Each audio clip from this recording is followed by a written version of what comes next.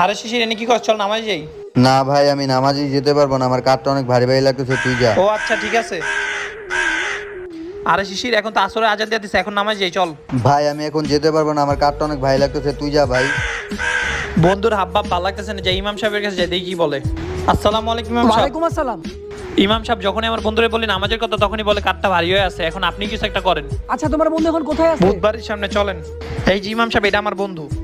আসসালামু আলাইকুম ইমাম সাহেব। ওয়ালাইকুম আসসালাম। কি হয়েছে তোমার? তোমার বন্ধু আমারে বললো।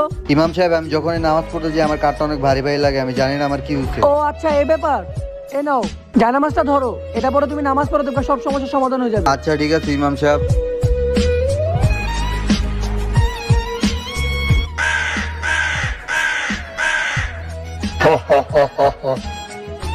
বিসমিল্লাহির রহমানির রহিম। আরে আমার তো অনেক শান্তি লাগতেছে। হে আল্লাহ, তোমার কাছে লাখ লাখ শুকরিয়া।